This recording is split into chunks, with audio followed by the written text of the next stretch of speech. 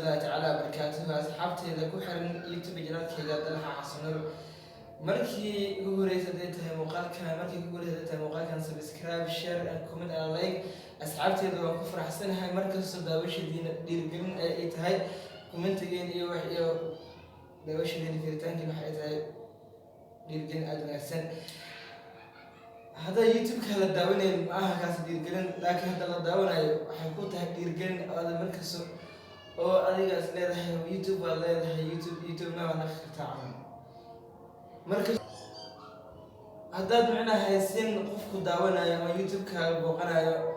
markaas waxa need ka dhigaysa macnaha qofku ku xiran mar YouTube iska dhaafsid balse haddaad haysto qof markaas kugu xiran YouTube kaaga daawanayo dhiirgelin ay ku tahay qof daawata ama shaqo daawata waxa ku tahay dhiirgelin aad u weyn sababtoo ah qof YouTube ka daawanay hadda aragto YouTube laga caayisay la fiirsaneen ka waxa waa dhiirgelin ma haysto Soomaalida waxa waa dhiirgelinta aad bay ku wanaagsan yihiin Soomaalida markasta ay joogto waxaan leeyahay waa ku faraxsanahay daawashadiina markasta ay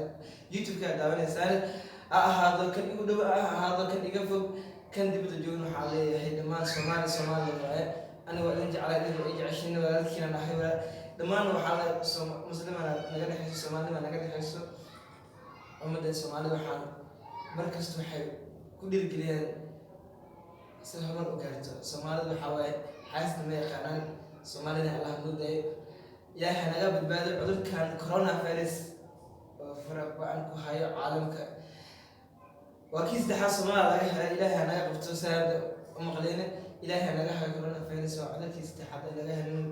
hadda waa qofkiis dhaxal ee laga helay cudurka coronavirus ilaahay naga hayo Soomaalida markaysa joogto waxa u dardaarmay inay sadaqada bisalan quraanka akhristaan markasta ilaahay bariyaan toogan sadaqada iska bixiyaan Soomaalida waa Soomaali aad u qalbi jiraan Soomaali ma ahan dad qalbi adag wanaag way qaanan xumaata way qaanan Soomaali xumaata kuma badan ilaahay naga badbaado xumaatada maqasiga naga xaymada Soomaali waxa leeyahay aad baan u faraxsanahay daawashadiina aad u xirantahay markasta daawanaysan dhiirgelin ay tahay idinku waxa idin tahay aniga iyo fiirtaanka dhiirgelin tahay aniga tiin waxa ay tahay dhiirgelin macnaha Soomaalida waxa ku maadaa marka asbaab ma sintii daawashadiina madhow kaamiradan weyn aad u jeedaan waxa ku soo dowraa filmaan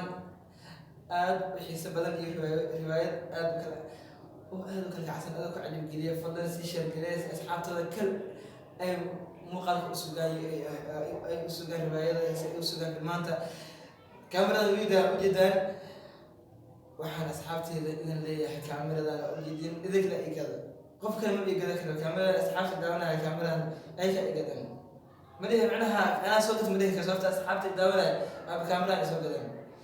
fadlan waxa leeyahay asxaabteeda ma sidii daawashada dhiirgelin ay tahay imaan waxa leeyahay meesha soo Soomaali ay joogto caafimaad ku wara waxa idin rajaynayaa fadlan muuqaalkan ku cusub tahay ha ilaawina subscribe share comment like